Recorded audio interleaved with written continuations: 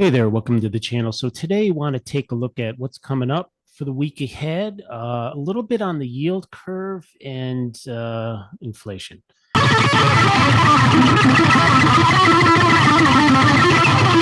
All right, so on this stock charts, you can have they have this dynamic yield curve. So this tool is kind of cool. Basically, on the right, you have the S&P 500, and you can kind of see how the yield curve changes over time. So pretty much, when you get to a bottom in the market, you have a steep yield curve, and normally this is because the Fed has reduced interest rates on the short end, and then as it goes up like this, as the market's going up, at some point the yield curve inverted. And when you look at the Fed funds rate, very often they're raising interest rates, et cetera. And basically the short end is moving up, but the high end is not, and hence you get this inversion. So where we're at now is we're kind of looking at a situation where, the yield curve is inverted. So we can look at this other place that I found too. This is a more just a better visual graph. In red here, I just took like the interest rate curve back in the beginning of 2020. So you can see that, 1 month, 3 month, kind of a steep yield curve, sort of a normal looking yield curve. And just to keep in mind, if someone was going to borrow money from you and they were going to borrow it for 1 month, you would charge them less interest than you would charge them if they were going to borrow it for 30 years, right? So normally the interest rates for longer term, because there's more risk associated with that, because a lot can happen in 30 years where they're not going to be able to pay you back. And hence the rates should normally be higher on the long end. Now, what I did is I took a snapshot of the curve on July 1st, and you can see that the effect of the Fed raising rates, and the Fed has raised rates. Now, across the curve, the whole curve has moved up. We're not inverted at that point, but we're really flattening out in the middle here, really around the 2 year, 3 year, 5 year, 7 year, even on the 10 years, all pretty flattened out. And yes, the whole curve pushed up. So you're looking at the stuff here, the 10 year, 20, and 30 all did push up. But what's interesting, as they go further with more interest rate hikes, you can see now in blue, this is kind of where we currently are as of last week. You can see that they pushed up further, but what's really happening is the long end of the curve has kind of stopped going up. So you can see here in blue that actually the long end has actually gone down a little bit. So this is where we get this really heavy duty inversion here. Okay. So it's kind of interesting because you can see that like the Fed is able to affect the short term. It's very clear. It's like, okay, they took here, boom, they increased interest rates, everything popped up in the short end, but in the middle, in the long end here, it has less of effect here. And then at the long end, they have no effect at all. They have literally no effect at all. Matter of fact, it's the opposite. Like the 20 year and the 30 year and the 10 year have both come down a little bit in their rates. So this is what you will see on this dynamic yield curve chart time after time after time. All these peaks of the market, you see at some point that like, okay, the yield curve flattens out and then inverts, and then the market comes down. And at some point after, the market has come down, we'll get down to a place where, okay, the Fed has cut interest rates, the short term, the curve steepens again and kind of normalizes to what you would expect. So looking at this, it's like, we're inverted across the whole spectrum here. And what's interesting about this too is that the interest rates. Now, I understand there's a lot of people talking about, the Fed doesn't control interest rates, whatever, or they follow, but they do a lot of jawboning, right? So if you look at it and you say, well, the Fed follows the 1 year or the 2 year or whatever they follow, or the 3 month, or well, maybe, but they always talk that rate to a certain point. So yeah, they may be later. If the market may move it there first, but based on trying to guess, based on the information that they're getting from the Fed, right? So they kind of go together, is what it seems to be to me. And you can clearly see here how the Fed pushing up rates on the short end. It's very clear that it happens, but it's very clear at a certain point it no longer has effect on the long end. But if you go back to the beginning here, you can see the beginning of the year, you can see that as compared to where we were in July, they did have an effect. Before we really inverted this greenish brown line here, you can see that, yeah, the long end rates came up. The 20-year went from 2% to 3.5%. So all those did push up. But then what's happening here is now we're getting diminishing returns. The long end of the market is not buying these rate increases. This is being controlled by something else. There was an effect on it. There definitely was. So people can try to deny that, but hey, Fed has cranked up interest rates, whatever, 2.5% or whatever they've done thus far. And interest rates went on the long end, they went up from 2 to 3.5. So it did have an effect, but now it's not having an effect anymore. They're running to diminishing returns. So this is where you get this inversion of the yield curve. And conceptually, when you invert that yield curve, it's a really tough situation because it means that something is wrong, right? If the market is saying that I'll lend people money for 1 year and I'll only charge them 3.3%, but it's okay, I'll lend the money for 10 times as long, and I'll only charge them 2.8%, something's wrong. I mean, it makes no sense at all. And therefore, that's kind of the issue. The markets is kind of the market, the financial markets, the bond markets are having some kind of problem, and they are messed up. So the next thing I want to talk about is just looking at inflation. So I just took a quick look at the calendar. And so two things. One is there's still a lot of earnings coming out. I know a lot of the big bellwether companies, the big tech companies have already come out with earnings, but there's still like there might be 1,000 companies I was seeing on the calendar, maybe not quite that many, but there's still a lot of companies to report. So we'll kind of see what happens. So that's going on this week as well. And then the other big thing that I see is, oh, geez, we get another inflation. Okay, we're going to get inflation. We're going to get our inflation report. So one of the things that I could do here is just kind of look at our nowcast.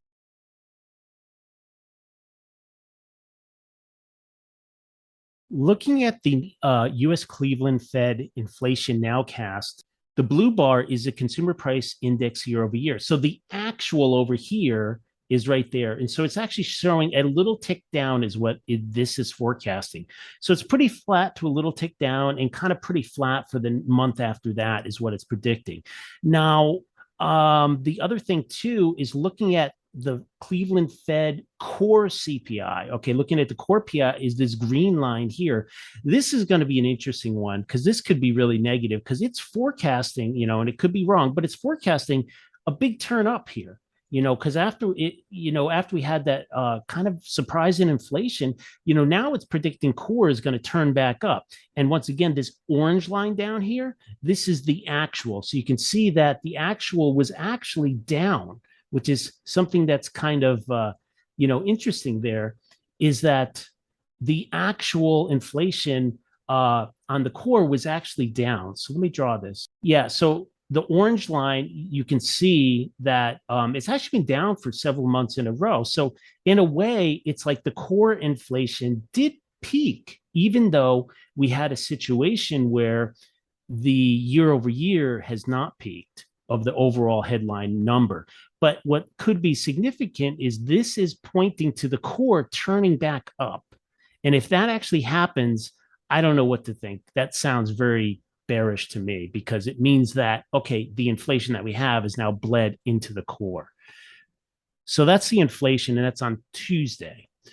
All right, let's look at the stock market, what was going on. So we can see here, like in the S&P, and so I'm looking at the ETF, the tradable ones, the SPY. You can see here that we kind of had this down channel, and this is on the daily. And you can see that we kind of hit up against this resistance, and we haven't made it up. We have some up days, and we're kind of working on it, but we have not gotten broken through there. The volume is, on the light side. And the other thing is, like, you could draw trend lines in a channel, and maybe there's a little channel. It's a little suspect the way I drew that, but so possibly you can say that, it looks like we extended here. We kind of came down, and we had a pretty extended run. But I just wonder if at this point, my concern is that maybe it's exhausted itself, because it's come up a long way in just this little period of time. We've come from 375 all the way up. So we come up about 35 points this whole move. So that's a lot to come in this period of 3 to 4 weeks. And I wouldn't be surprised if we, need some kind of a pullback. And the other interesting thing is that you kind of wonder, well, okay, maybe we have some significant pullback, but now you start having some support in the 390. So is it possible that this thing, imagine this starts bouncing around in here and it doesn't really drop much below the 390? Then what kind of pattern do we possibly have set up? So remember, I'm just, just hacking at this a little bit just to kind of like try to see like what things might or could happen. And it's not predicted, but just keep in my head, if we have an inverse head and shoulders, this is what the setup is. If we kind of come down and we don't, so that's what you're looking for. Are you going to come down and break this support, and then ultimately break this and keep going down? Or is this thing going to find some support here and come back up? And if it comes back up without taking too much damage in this period of time, then we're set up for really breaking above this 415. So in a way, it could be an important week, or it could not be, because maybe if it just sells off or is pretty flat, interesting setup there, because it's potentially setting up to break out. And if we look at the weekly really quick, we can kind of see, that, we're still, we're in, the 200s coming down, the 50 is coming down. Oh, everything, it's all kind of bad, but you can see this kind of potential change in trend in the offing here. Looking at the Q, similar kind of thing with this. He broke out against the resistance over here, but it looks a little different, but there's still more resistance coming at 330. But it's kind of interesting. We broke above that, and so I don't know. Maybe there's less resistance on that guy there. And then if you look at our really beat up stuff like our ARC, we can see that this is kind of just wedging up right now, but it's held that low. You have a low here and a low here. It didn't really go much lower. Just look at our energy. UNG is the natural gas ETF. It just, as in terms of trading, has been incredible here. Just had an incredible move up. I don't even know how reflective it is, the actual natural gas price. In a way, I sort of don't care, because I can go look at that up, but I don't care. It's interesting. So the thing is, it had this move up. It failed to break out, but it's come down. And, that's one of those interesting things. If you have something, it comes up and it comes into the resistance and it fails. Now, it's come down. Now, the question is it going to find some kind of low in here? And then if it pushes back up and make another run at it. So the idea would be, like, if it pulls off from a high and it doesn't get too much damage, then it's potential that you have a situation where when it comes, if it starts trying to come back up to that high, that then it has a chance of maybe breaking through. And so that's kind of what I wonder is looking at there with UNG. And then if we look at our oil, this one here is kind of, you kind of have a little W there. This thing kind of did get beat up, but it's kind of holding this 200-day moving average. So far, it's holding it. So it's kind of an interesting setup. Is this thing going to find support here at 70 on the USO? And is it going to start making a run at this 80? And if it breaks above there, that's potentially something there. Okay, so one other thing we look at is, let's look at our rates again. And we're just kind of looking at when you look at the 10-year, and this is the yield on the 10-year, you can see that it has this kind of little, I'm a little loose with the patterns, right? But a little head and shoulders, and it kind of broke through the neckline and it's trying to come back up. I mean, we'll see what happens. But my point is that it's stalled out here. It's a 22% move down from the peak there in rates. And so if this thing kind of would follow through to the downside, you could look and just to target the similar amount of move would be something in the range. I mean, actually, it would be, if you went here, you went down all the way to 35 to call it 27. So that would be 8 points. 8 points would put you all the way down here at 19. But there's some kind of, potential support before that. So this is the kind of thing that maybe I wonder if what's happening with the rates, because if the rates, break down and go lower, I mean, maybe we can get almost to 2% on the 10-year. That's what it seems that we have that potential. So that's interesting. You went from 3.5% down to 2%. So all the problems with the housing market, all the inventory, all that stuff going on, is that going to get reflected in the mortgage rates? Now, if we go to the 30-year mortgage rate, we can kind of see a similar pattern in that. It's just higher at 5.8 and down to 5%. So there could be a similar setup. This breaking down below that, we could go a similar down, and maybe it would be down, push those rates down to as low as 4%, something like that. Are these trading together? And we put them on the same chart, and they really kind of are. They're kind of moving together. So here I've got in blue the 10-year yield, and then I got the mortgage rate. So they're moving pretty much together. So that's why it's like we can look at that 10-year and get a feel for that. And so looking at that, over here on the right is where your mortgage rates. I mean, if it breaks through there, breaks through this support up at the 5% and starts wanting to go down, where would it go? I'm not too sure, but we're up here. I mean, the next support area, could be down as low as 4%. And so now what's going to happen if mortgage rates work their way back down to 4%?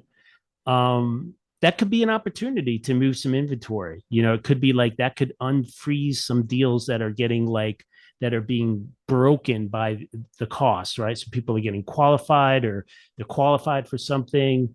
They make a deal. They really can't afford it, or they're too close. And then they renege on the deal.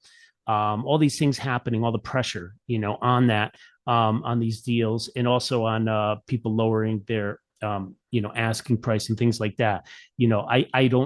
I don't know. I can't speculate, but there could be like a relief coming. And then on the time, if this played out over 3 months, you could see that there might be a little bit of. So let's just go. We just put our speculation hat on. If this thing kind of works its way into some pattern, it could. This whole thing is about 1, 2, 3 months playing out over 3 months, and you can imagine if this thing plays out over another 3 months.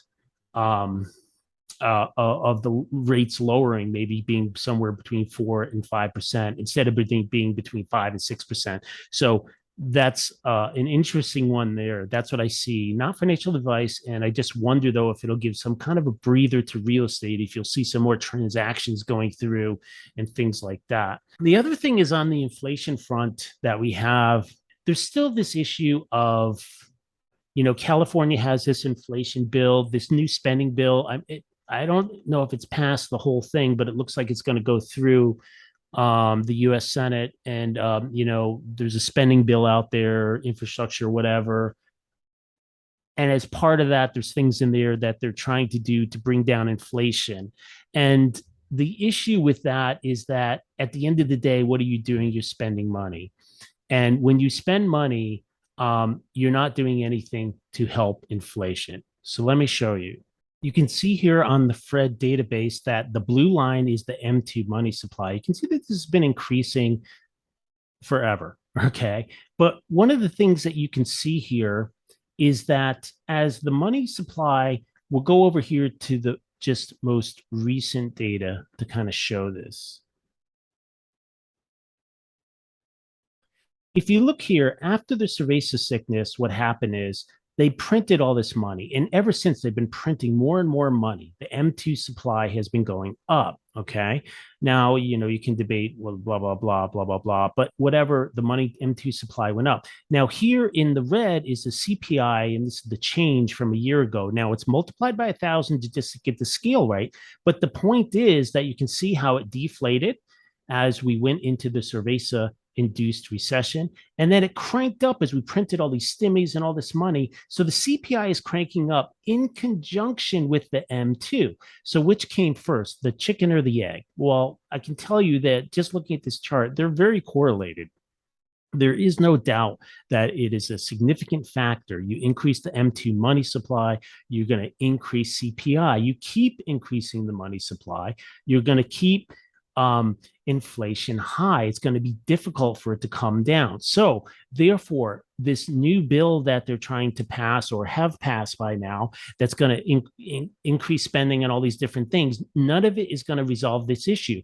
As you see right now, the M2 supply is slacking off. Okay, it's slacking off a little bit. And that's part of the reason why the GDP has been negative and we're sort of in a shallow recession right now, right? And the point is that if this spending bill, along with other things, if it's successful in terms of getting, spending up, then you're going to increase the money supply. That increase in money supply is going to keep inflation persisting longer. So as I've said, this is a real big problem, how this is being handled. The way it's being handled right now is the government is doing things. California is going to has this inflation bill. They think they have a surplus of whatever $100 billion or something. California does not have a surplus. You had a booming stock market and you got some big money from that, right? That's how California works. They have all these tech people that, make billions on their stock. And when they sell it, they sell some of it. It is a big chunk of money, but that money has gone away. The stock market's down 30%. So when you go and look and they do the 2022 tax returns, they're going to send in zero. They're going to get big refunds. That's what's going to happen. So this supposed surplus is going to vanish. So it's sad that they're doing that. But in addition, the issue of giving every person that makes up the 500,000 like a $400 in money to help combat or mitigate the effects of inflation is just helping make inflation worse, right? Because it's keeping the demand up. We need to kill the demand. That's what the Fed in reality is trying to do. So they say, oh, we're not going to cause a recession. We don't mean to cause a recession. They really need to cause a recession. They need to try to kill demand. All this stuff in the spending bill about trying to deal with supply issues or whatever, it's not really the issue. Like, okay, yes, there's all kinds of supply issues, well documented, but the problem is that doesn't, keeping demand up doesn't resolve those issues, right? Spending more money doesn't resolve, because at the same time you have more dollars chasing fewer products. Nothing in that bill is going to do anything to actually create more products. That's just how it's going to be. So it's very unfortunate that that's how we're handling it. And in history, going back to the 70s, I don't know that we handled it this way. I don't know that the government came out and said, oh, people were struggling. And remember, there was a lot in the 70s and early 80s. There was a lot about inflation. They would have, they called it whip inflation now and stuff. And they were trying to, and what they were doing is they were trying to get, people to like not do things that would cause inflation, which, I don't think it really did anything at all. But the point is that I don't know that they were just handing out money to people. However, it's interesting because I remember watching some economic film, old style one, and at that time, like the UAW, at one of the years in the 70s, they got like a 3-year contract, and their raises were like a lot. They were like, well, and because the union's point was like, hey, cost of living is crazy right now. And so they got like a 10% raise, followed by 8% the next year, and like another 7%. So these were huge wage increases that they got. Now, of course, that's a huge potential problem, because it's just like, okay, you're just giving more people more money and you're not killing the demand. And so therefore they're just going to spend more money. And so I get it. We all struggle with this stuff, but the problem is, the problem is that you can't get ahead of it, right? The reality is, to get this inflation down, the demand's got to come off. There's no magical solution that doesn't involve, getting the demand off, even if you increase supply. So, for example, when you look at oil, natural gas, how do you increase supply? Nobody's doing anything to increase supply. They're all like, we want to get rid of Russian energy. That's not going to do anything to reduce supply. Anything you do, LNG, all this other stuff, new pipeline. I mean, you're talking 10, 20-year projects, and LNG is just no way. This, sending it in ships is fractional portions. So it just can't move the needle. It just cannot in any way move the needle. We have these islands. When you look at the night pictures, I think it was Peter Zion had a picture, it's like, okay, yeah, there's no cities out here, and it's just bright as in like New York City in terms of the night picture, where they show where people are living because where the lights are. And it's because it's all flaring. And this is still going on. We're still flaring lots of natural gas, is my understanding, because we still just don't have a way to deal with it. At the same time, the price is high, whatever, but we still flare a lot of it. And so the issue is, well, how do you get that to Europe, where they're trying to cut off Russia? Well, there's no easy way to do it. The ships carry such a small amount. Like a ship, I mean, what does that carry? That carries like 5 minutes of an operating pipeline or something, of a Nord Stream. It's tiny. And so therefore, the cure for high prices is high prices, right? That's normally how it works in a market that doesn't have these restrictions. You know, oh my gosh, natural gas price went up. Okay, companies go out there and try to capitalize on that by producing more natural gas. And when they do that, there's excess natural gas. We had this before. You know, I was investing in oil wells and natural gas wells, and I had UNG way back 20 years ago. We had this huge spike in it. Oh, the price went way up. But what happened in that time? Just people drill so companies drill so many wells and whatever that basically they just destroyed the pricing of natural gas in the US anyways. It was down for 20 years because there's so much excess supply and basically part of the fracking and all that stuff. So that is the cure. And the problem is if you're trying to do things with sanctions and try, I mean, how do you, you know, you can't cut Russian energy off in any quick period of time.